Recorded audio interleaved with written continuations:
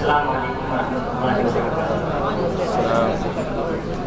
الحمدللہ بقدرۃ الجلالہ والصلاۃ علی صاحب الرسالہ، اما بعد۔ قال النبی صلی اللہ علیہ وسلم ان مثل العلماء فی الارض کمثل النجوم فی السماء او کما قال علیہ الصلاۃ والتسلیم۔ اسٹیج پر جلوہ افروز اساتذہ اعظام اور وارثان علوم نبوت، آج کے اس رونق افتتاحی محفل میں آپ حضرات مابین چند معروضات پر لطف شائع کرنے کی جسارت کر رہا ہوں۔ جس موضوع کے مشک و عنبر سے اپنے دامن گفتگو کو آراستہ کر کے آیا ہوں وہ ہے موجودہ دور میں علماء پر امت مسلمہ کی ذمہ داریاں۔ تو میرے پیارے آقا کریم رؤوف الرحیم علیہ التحیۃ والتسلیم کے پیارے غلاموں، ایک وقت تھا کہ جب ملت اسلامیہ اقوام عالم کی امام تھی اور دنیا اس کی امامت کو تسلیم کرتی تھی، مگر اب قرۂ ارض کا چپا چپا ہماری پستی و زبو حالی پر نوحہ بنا ہے۔ اور یہ بات اظہر من الشمس ہے کہ جب بھی کسی قوم کے اہل علم و دانشمند حضرات اپنی ذمہ داریوں سے پہلو کہیں اختیار کرتے ہیں تو دنیا انہیں فراموش کر دیتی ہے۔ عزیزان ملت، آج اگر ہم بحیثیت قوم پرخطر حالات و حکام و سرمایہ کاروں کے فتنوں سے دوچار ہیں، ارتداد و الحاد و لاطینی کی فضا عام ہے، تو ان تمام تر حوادث و حوادثات کا سبب علماء کرام کا عوام الناس کو تعلیمات نبویہ سے روشناس نہ کرانا ہے۔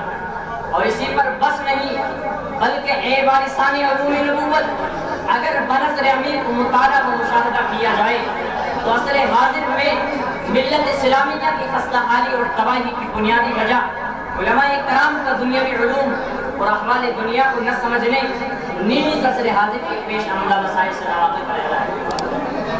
عزیزان ملت، اے ارباب علم و دانش، اس وقت ملک ہندوستان میں اسکول و کالج میں پڑھنے والے مسلم بچے اور بچیاں تقریباً 2.5 کروڑ ہیں۔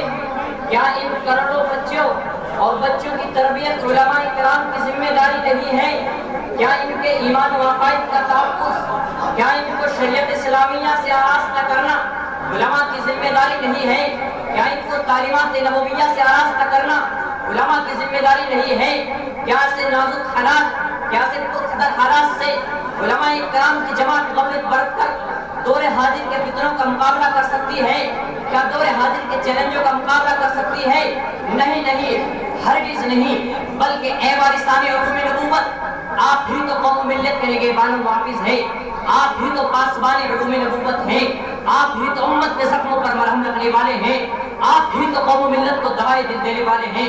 پوری ملت نے آپ پر اعتماد کیا ہے تو آپ کی بھی ذمہ داری بنتی ہے کہ آپ ان کی توقع کے مطابق ان کی رہنمائی، کیونکہ آج باطل طاقتیں طرح طرح کے وسائل و ذرائع اختیار کر کے ملت اسلامیہ پر حملہ کریں اور اپنے عقائد باطلہ و خیالات فاسدہ کے ذریعے موجودہ مسلمانوں پر، ملت کے نوجوان سرمایہ پر، ملت کے معصوم مسلمانوں پر اپنا سکہ جمع کر ان کو گمراہی بلادین کی طرف دھکیل رہے ہیں۔ تو ایسے نازک دور میں کہ جب کہ باطل طاقتیں امڑتے سیرات کی طرح ہم پر حملہ آور ہیں، ایسے نازک دور میں جب کہ باطل طاقتیں ہم پر حملہ آور ہیں تو علماء کی ذمہ داری بنتی ہے کہ عوام الناس کی رہنمائی کریں۔ اور اسی پر بس نہیں بلکہ علماء کرام کی ذمہ داری ہے کہ حالات حاضرہ سے وابستگی رکھنی چاہیے تاکہ عوام کے مسائل کو سمجھا جا سکے اور انہیں اسلامی نقطۂ نظر سے بہترین حل بتایا جا سکے، اور یہ بھی بتایا جا سکے کہ جدید نظریے کے بارے میں اسلامی تعلیمات کیا کہتی ہے، جدید نظریے کے بارے میں اسلامی نقطۂ نظر کیا ہے، جدید تجارت کے بارے میں اسلامی تعلیمات کیا کہتی ہے، سرمایہ کاری کا جو طریقہ ایجاد ہوا ہے اس کے بارے میں اسلام کا فلسفہ کیا ہے۔ ان تمام علوم کو علوم اسلامی کے تابع رکھتے ہوئے بحث و تحقیق میں منہمک ہو کر عوام الناس کے لیے دریافت کریں تاکہ اہل مغرب کو ہم ڈنکے کی چوٹ پر جواب دے سکیں۔ اس شہر کے ساتھ میں اپنی بات کو ختم کرتا ہوں۔